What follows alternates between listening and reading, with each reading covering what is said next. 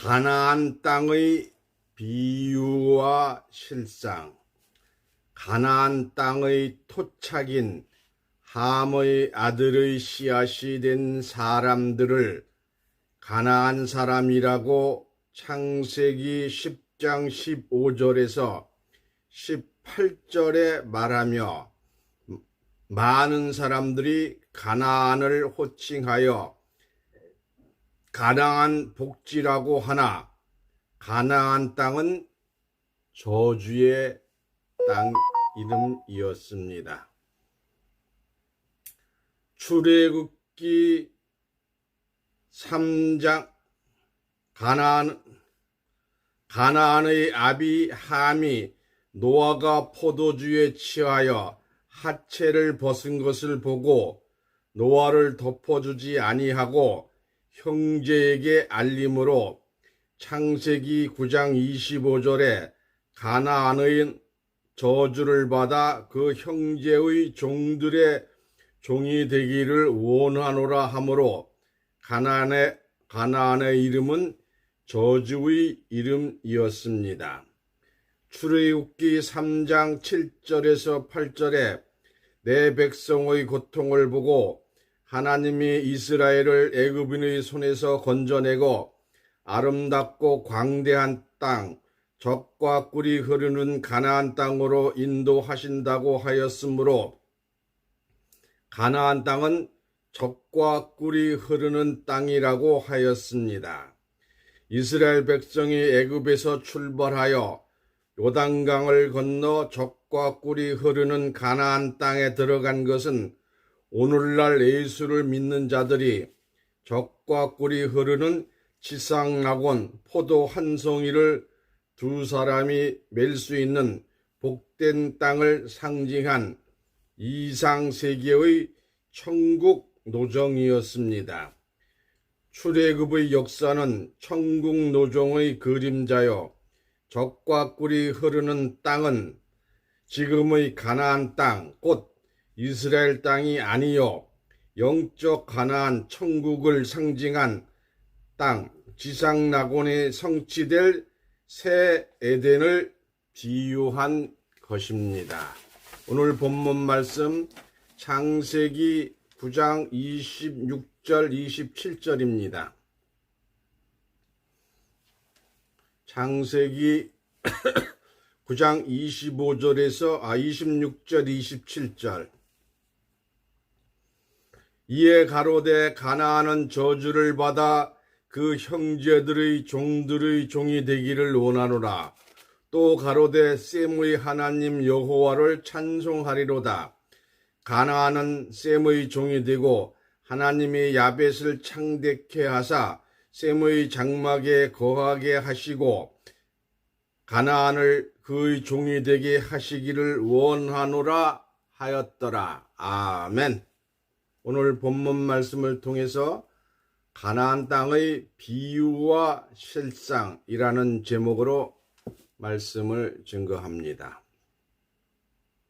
이 가나안 땅, 요단강 서한 팔레스타인 땅의 명칭입니다. 애굽에서 나온 이스라엘 백성들에게 정복당하기 이전의 땅의 이름으로서 지금 팔레스타인과 전쟁 중에 있는 이스라엘입니다. 창세기 9장 19절 봅니다. 창세기 9장 19절.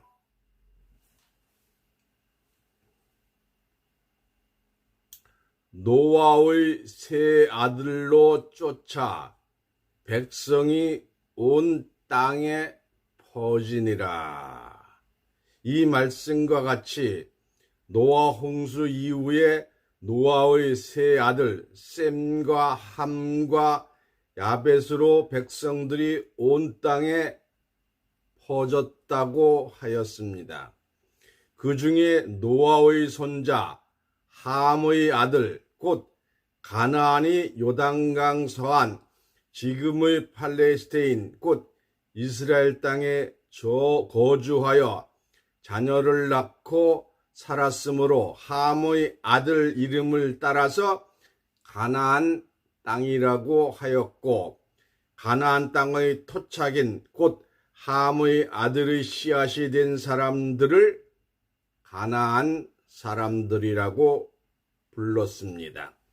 창세기 10장 15절에서 18절입니다. 창세기 10장 15절에서 18절. 가나안은 장자 시돈과 헷을 낳고 또 여부스 족속과 아모리 족속과 기르가스 족속과 히위 족속과 일가 족속과 신 족속과 아르왓 족속과 스말 족속과 하말 족속의 조상을 낳았더니 이후로 가나안 자손의 족속이 흩어져 처하였더라. 가나안 족속은 11족속의 조상을 낳아 각처에 흩어지게 써서 살게 하였습니다. 이 땅을 가나안 땅이라고 한 것입니다. 이 가나안 땅은 저주의 땅입니다.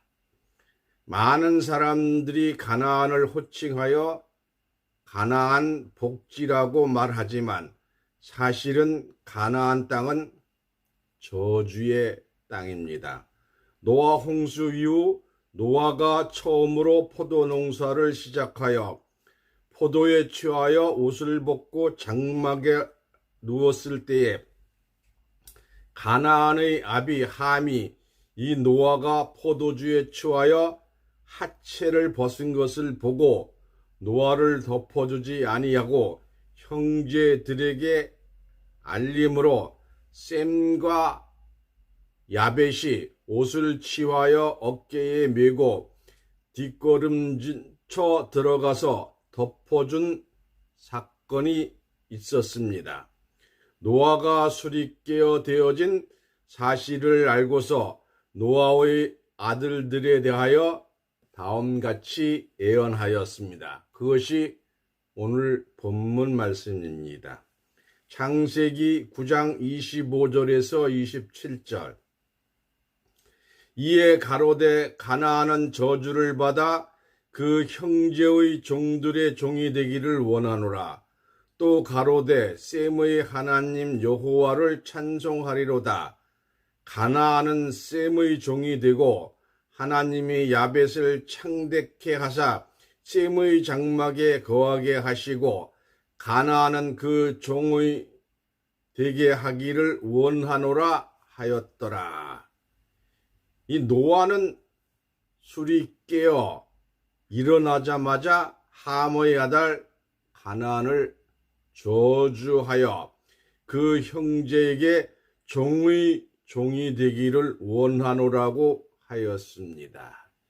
이 가나안의 아비 함이 잘못한 것을 왜 아들이 된 가나안에게 저주하였는가? 함은 노아 홍수 때에 아버지께 순종하여 방주를 예비한 일이 있었으므로 아비의 죄악을 자식에게 돌림으로써 가나안은 저주를 받아서 종이 된 것입니다. 셈의 하나님 여호와를 찬송하리로다 라고 말씀하신 것은 셈의 족속 황인종에게서 그리스도가 나셨으며 야벳을 창대케 하며 셈의 장막에 거하리라고 하였으니 야벳 족속 백인종은 지식과 지혜가 있어서 과학적으로 발전하여 선진국이 되었으나 결국에는 하나님의 신이 함께 하시는 셈의 장막에 굴복하게 될 것입니다.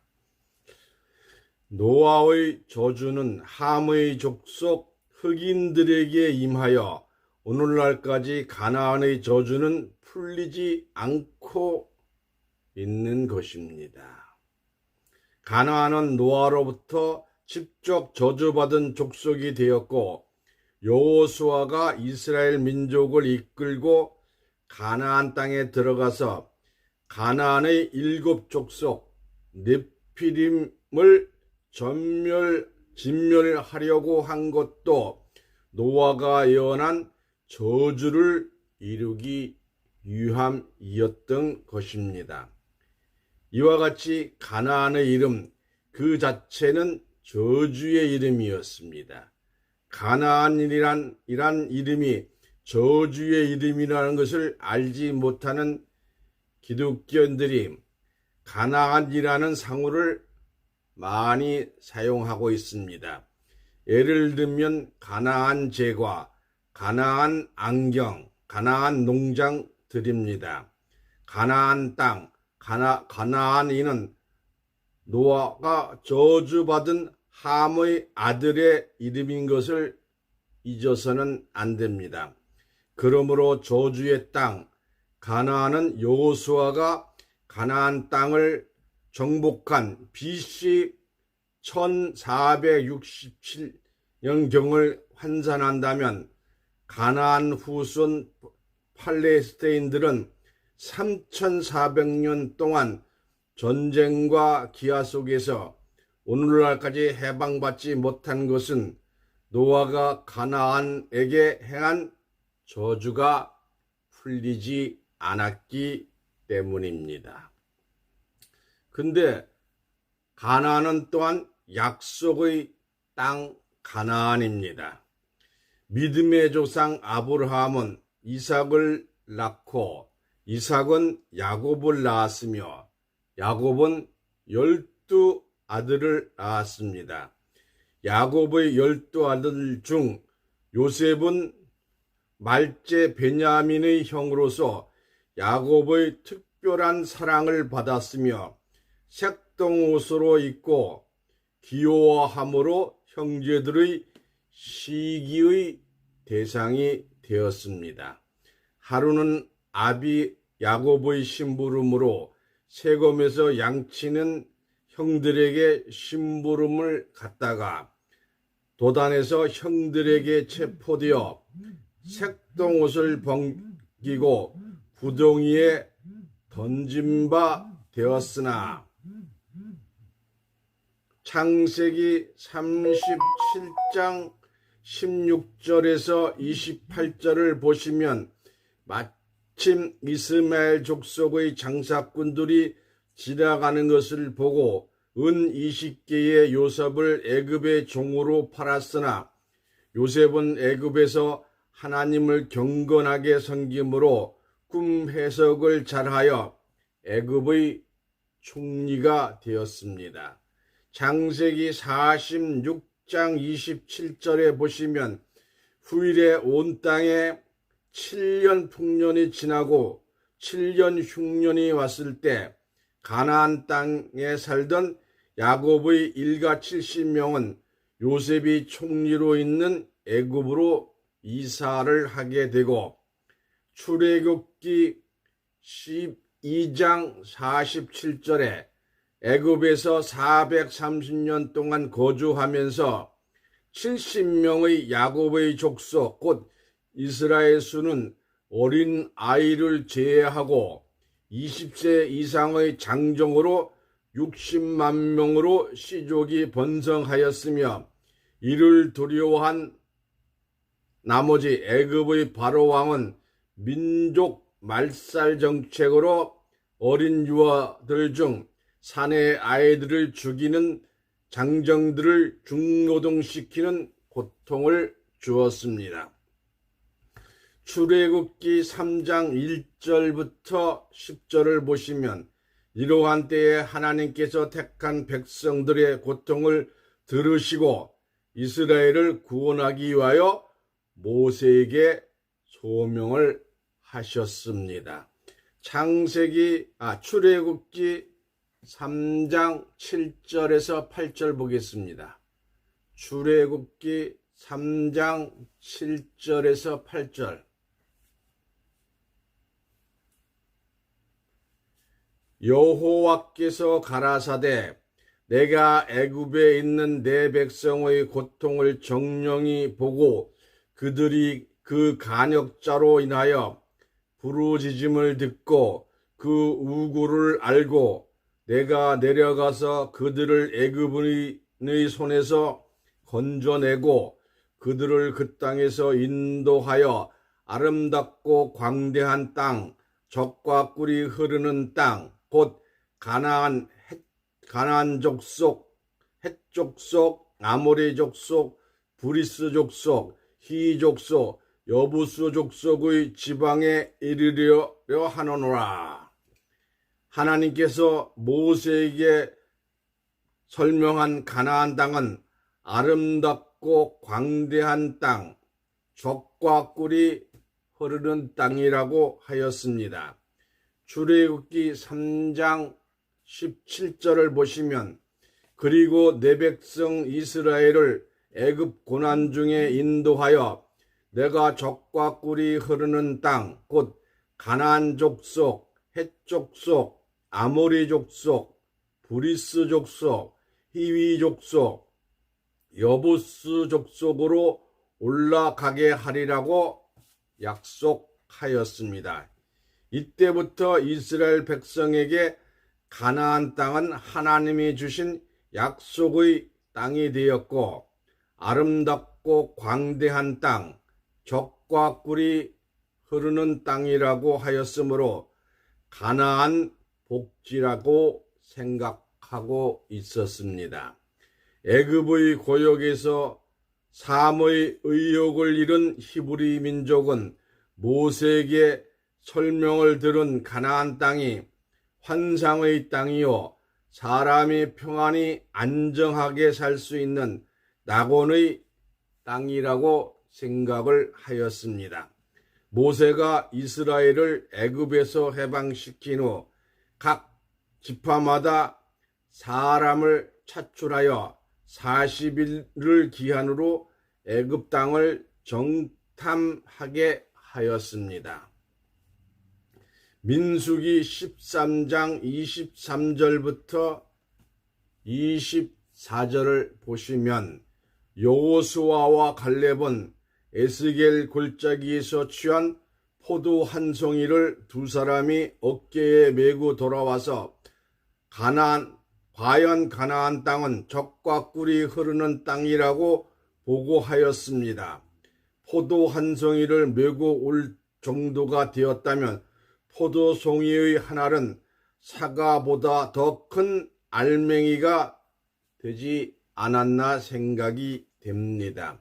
민수기 13장 32절을 보시면 그러나 다른 지파에 속한 자들은 가나안 땅을 악평하여 말하기를 그 땅은 사람이 살 수 있는 땅이요 거민을 삼키는 땅이라고 그 땅은 사람이 살 수 없는 땅이요 거민을 삼키는 땅이라고 하였습니다. 이스라엘 백성들이 가나안 땅에 들어갔을 때 과연 가나안은 젖과 꿀이 흐르는 땅이었는가? 이스라엘 팔레스타인의 지형은 북쪽은 레바논에서부터 남부 네게부 사막까지 중앙 구릉지대와 요단강 서안의 평야가 있고 구릉지대와 지중해 사이에 약간의 평야가 있으나 남부는 사막지대로 되어 사람 살기가 어려우며 구릉지대는 고온다습한 기후 때문에 여러 가지 질병의 발생으로 살기가 어려운 곳입니다. 헤르몬 산에서 발원된 요단강은 17km를 흐른 뒤에 국경을 넘어 요르단 영내를 약 139km나 종단하여 사해로 흘러 들어갑니다. 때문에 옛부터 레바논, 요르단, 이스라엘의 분쟁이 수리권 때문에 분쟁이 쉬지 아니하고 이스라엘의 중요한 수원인 티베리아 호수가 있으나 해면보다 212m나 낮기 때문에 남부로 내려감에 따라 땅의 거의 불모지로 사용할 수 없는 땅이요 사는 나무도 없는 바위와 돌산뿐이므로 가나안 땅은 젖과 꿀이 흐르는 복지가 아니었습니다. 또한 이스라엘 백성들이 가나안 땅에 들어갔을 때에 에스겔 골짜기에서 메고 왔던 거대한 포도송이도 없었습니다. 지구상에서 가장 불행한 땅, 가장 전쟁이 오래 계속된 땅이 어떻게 복받은 복지라고 할 수가 있겠는가? 이스라엘 백성들이 애굽에서 출발할 때 광활한 땅, 젖과 꿀이 흐르는 땅으로만 알았으나 가나안 복지의 희망은 한낮에 흘러간 뜬구름이었습니다. 이는 무엇을 상징하고 있는가? 이스라엘 백성들이 애굽에서 출발하여 요단강을 건너 젖과 꿀이 흐른다는 가나안 땅에 들어간 것은 오늘날 예수를 믿는 모든 자들이 젖과 꿀이 흐르는 지상낙원 포도 한 송이를 두 사람이 맬 수 있는 복된 땅을 상징한 이상 세계의 천국 노정이었습니다. 그러므로 출애굽의 역사는 천국 노정의 그림자요 젖과 꿀이 흐르는 땅은 지금의 가나안 땅, 곧 이스라엘 땅이 아니요 영적 가나안 땅, 천국을 상징한 땅, 지상 낙원이 성취될 새 에덴을 비유한 것입니다. 다시 한번 합니다. 그러므로 출애굽의 역사는 천국 노정의 그림자요 젖과 꿀이 흐르는 땅은 지금의 가나안 땅, 곧 이스라엘 땅이 아니요 영적 가나안 땅, 영적 가나안 땅, 영적 가나안 땅, 천국을 상징한 지상 낙원이 성취될 새 에덴을 비유한 것입니다. 가나안 복지, 약속의 땅은 저주받은 함의 아들 가나안 족속이 살았던 땅이 아니요 광야를 지난 영적 이스라엘의 고난의 승리요 믿음과 소망으로 성취되는 지상 낙원을 상징한 땅입니다. 성경의 모든 예언이 성취되는 그날, 하나님의 약속이 이루어지는 그날, 영원한 사랑의 땅, 지상 낙원의 새 에덴의 땅에 영생할 수 있는 사람들로 채워질 것입니다. 이것이 가나안 땅입니다.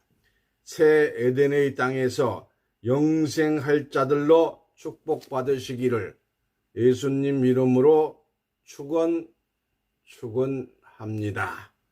아멘.